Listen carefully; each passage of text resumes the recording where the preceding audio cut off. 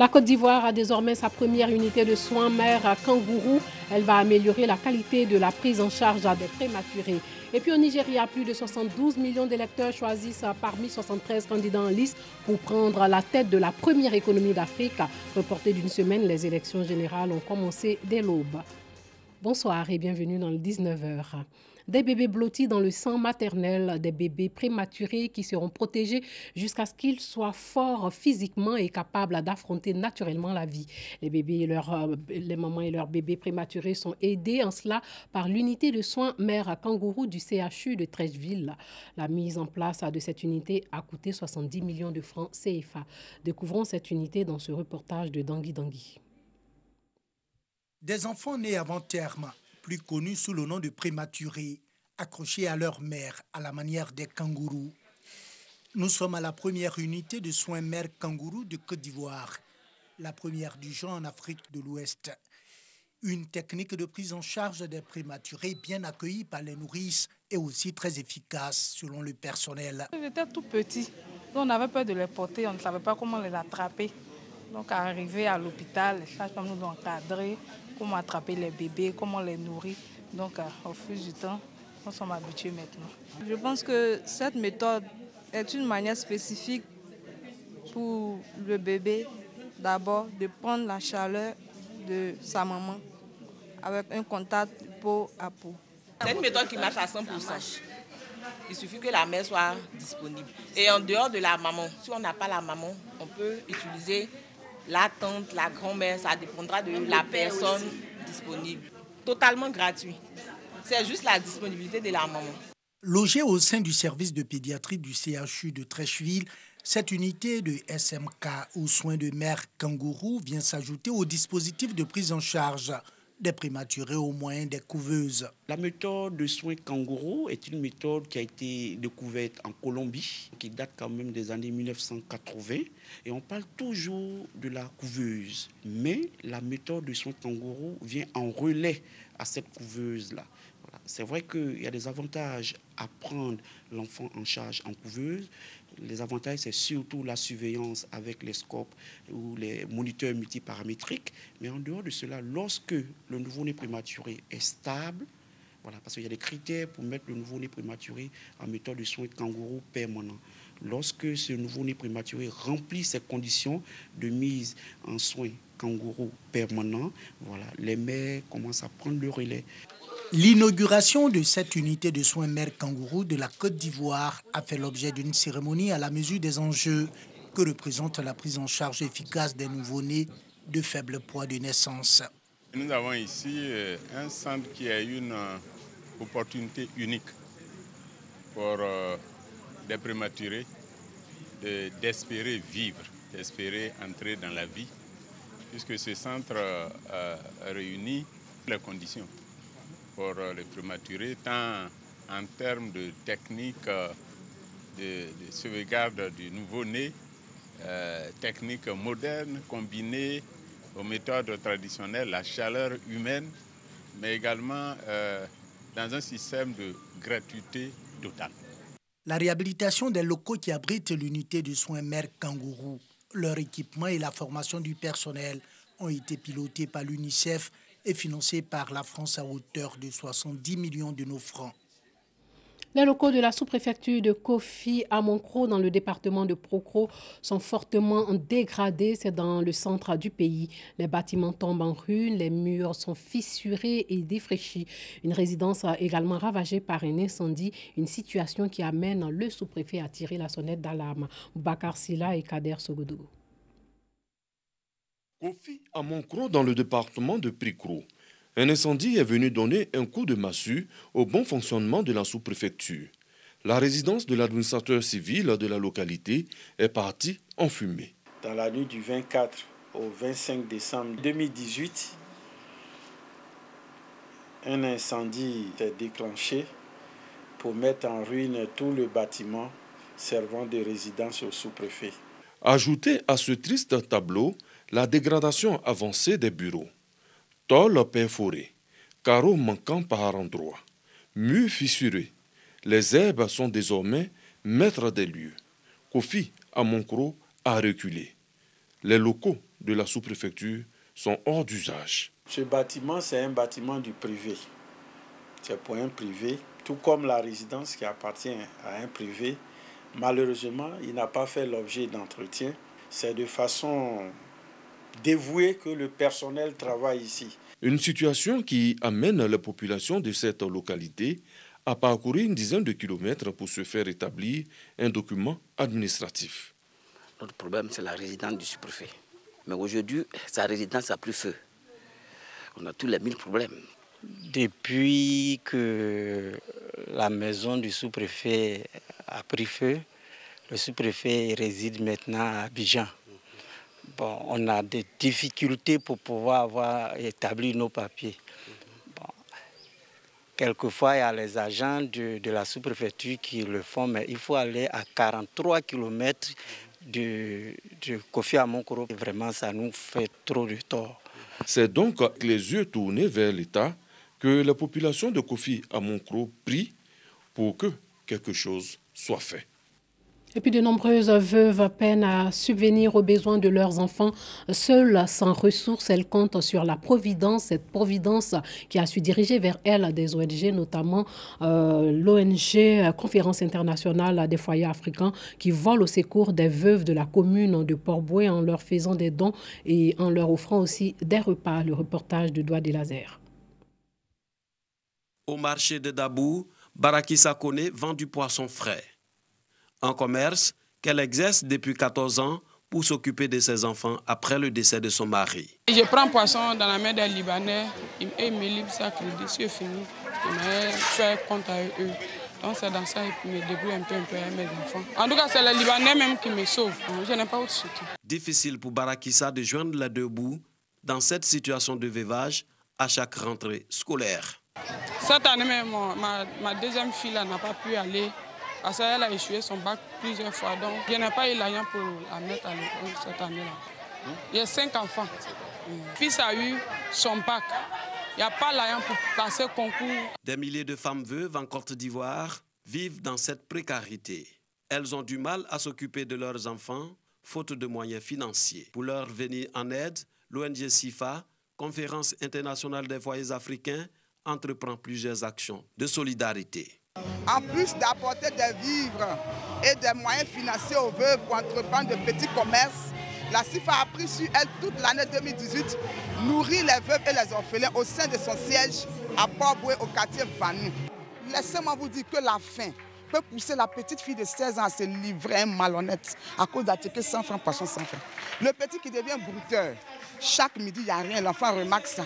Et le midi, il préfère traîner dans les rues. Et traîner dans les rues peut engendrer d'autres portes mauvaises. C'est pour ça que nous disons non à la faim. J'ai 4 enfants à ma charge. Mes beaux-parents ont abandonné les enfants et puis ils ont pris tous les biens. C'était dur même pour manger, c'était pas facile. Elle m'a donné enveloppe, elle m'a payé pain pour moi. Elle m'a donné ça de riz. Je suis venu à la maison avec la joie.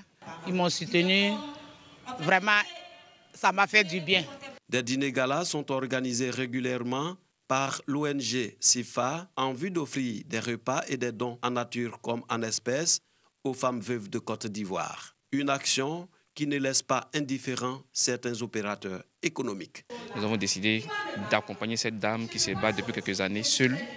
Voilà, nous avons décidé de lui apporter notre modeste contribution pour pouvoir l'aider à mettre en place un restaurant gratuit en faveur des orphelins, des veuves et des personnes démunies. En soutenant la veuve, en soutenant l'orphelin, Dieu même a dit dans la Bible que c'est à lui qu'on fait du bien. Créée en février 2009, l'ONG SIFA, Conférence internationale des foyers africains, a permis à une centaine de femmes veuves à se prendre en charge en finançant leurs activités génératrices de revenus. Des enfants ont appris pendant 10 années aux côtés de l'Association des livres pour tous. Des bibliothèques qui existent dans les communes d'Adjamé, de Trècheville et de Grand Laou. Une décennie donc de voyage à travers le monde rien que par la lecture.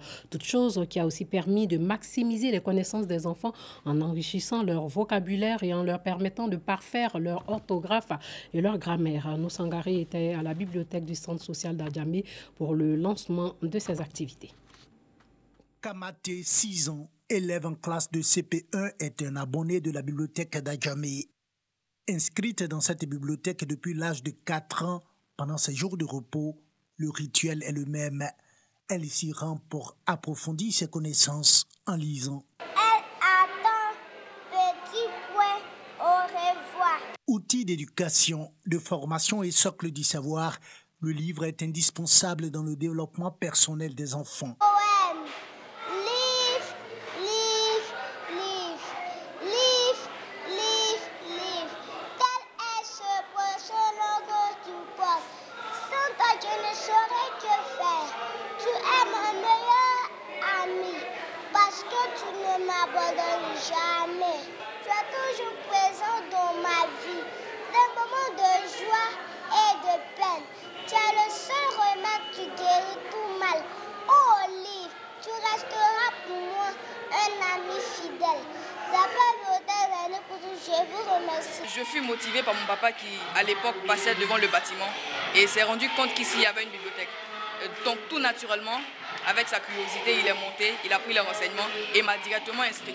J'ai appris plein de choses, j'ai rempli ma culture générale et je continue de la remplir avec des livres hors normes qui sont ici, des livres de culture générale, des livres d'histoire qui me permettent d'être en avance à l'école. Conscient de ce que représente la lecture dans la formation des enfants, l'association des livres pour tous a contribué à l'implantation de 3 bibliothèques en Côte d'Ivoire depuis sa création en 2009.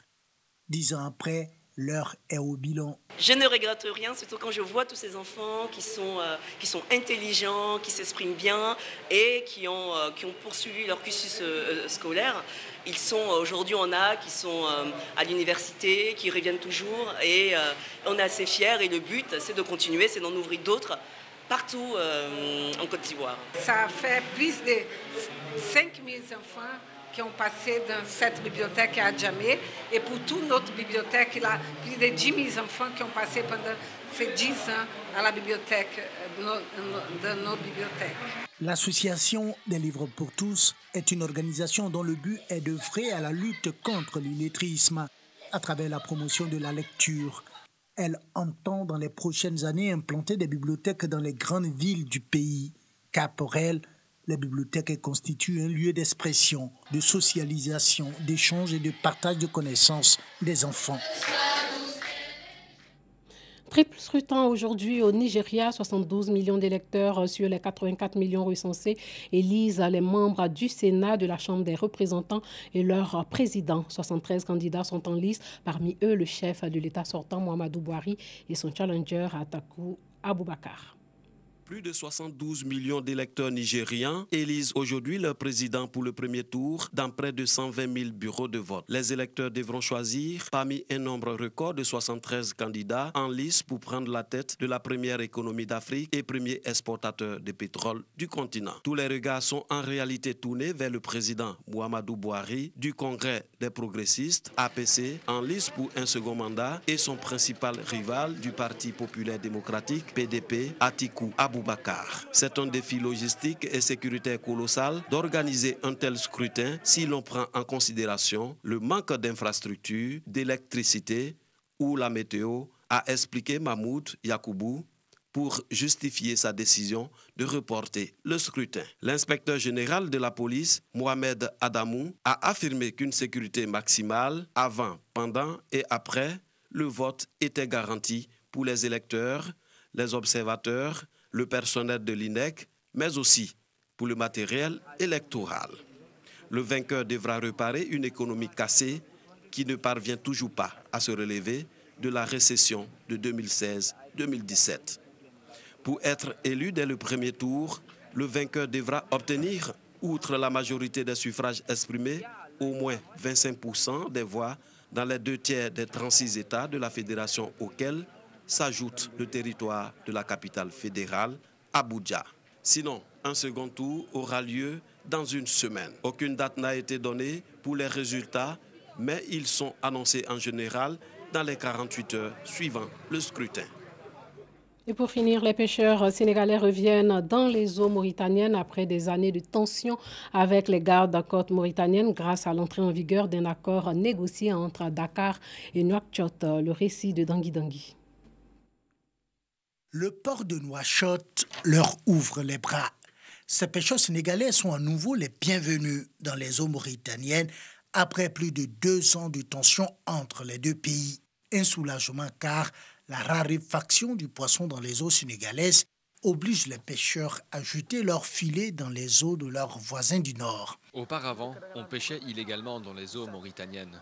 On n'était pas rassuré. On prenait la fuite quand on apercevait une lampe.